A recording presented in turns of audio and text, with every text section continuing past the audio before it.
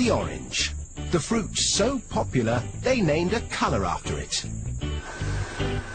America glugs through 2.5 billion liters of the sweet juice every year, and most of it comes from Florida, where they harvest and squeeze over 30 billion oranges a year to keep the juice flowing. Florida, the Sunshine State, home of Disney World, Miami Vice, hanging chads, and oranges, millions upon millions of oranges. In fact, orange trees outnumber people 3 to 1 in Florida, and they produce over 6 million tons of citrus fruit every year. And almost all of it ends up as breakfast orange juice. To grow oranges, what you need is good soil, large quantities of blissful Florida sunshine, and buckets of rain. Thanks to the sizzling sunshine and dismal downpour, Tom's able to grow 5 different varieties of oranges here. They do this because each variety ripens at different times of year, which means you can enjoy OJ all year round. But how do they know when an orange grove is ripe for harvesting? To guarantee that the juice will be liquid sunshine, the sugar-to-water content is analysed, yielding a measure known as the Brix. When it's at least 10% sugar, the oranges are ripe for the picking. But there's no substitute for the taste test. Can't beat that. Ready to make orange juice.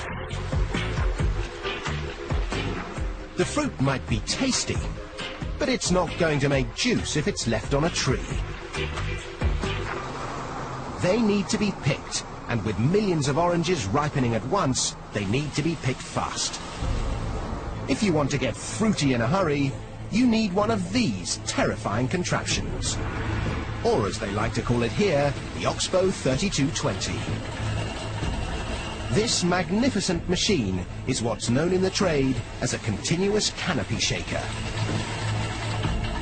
And this particular machine was designed by Tom Visser. The Oxbow can harvest an incredible 2 tons of oranges every minute. This performance comes at a price. A pair of these mechanical orange pickers will set you back $1 million. Just as well, Tom's got enough work to keep them busy, picking 2 million boxes of oranges, totaling 81,000 tons of fruit per year. Once the oranges have been picked, the race is on to make sure your breakfast OJ tastes as fresh as can be. So the fruit is shipped out in these 400 horsepower transport trucks, 20,000 kilos at a time. The trucks bring them to an OJ processing plant, like this one in Lake Wales. Dave Crumbly makes sure they don't run out of oranges. So more often than not, Dave gets his daily dose of vitamin C. To begin with, the oranges are washed out of the trucks. The fruit is then carried along 2 kilometers of conveyors into the processing plant where it's graded.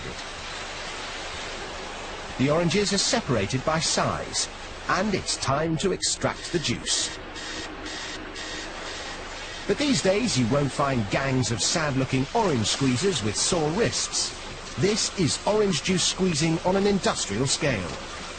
This fearsome machine drops each orange into a ring of metal prongs, which squeeze out the juice before ejecting the pith and peel.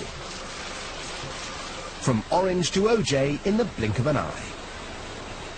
Of course, when it comes to OJ, the world is divided into 2 great opposing camps. One likes it smooth, the other with bits. So a load of the pulp that has been carefully screened is added back into the juice to create the wholesome, authentic OJ with all the good stuff still in it.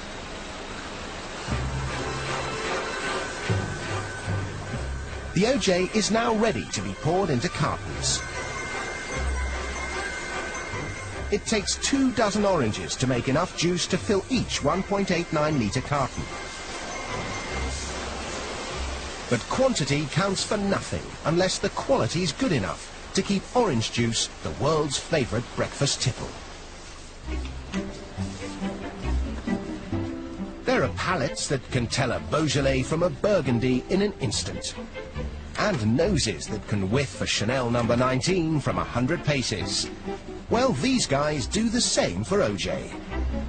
An expert OJ taster can spot minute variations in taste, composition and acidity. There are 11 different measures of quality. Only when a batch of OJ ticks every box is it fit to be shipped. All that effort means this factory alone turns 3 billion oranges into over 250 million litres of juice every year, which makes delicious fresh OJ a luxury we can all enjoy.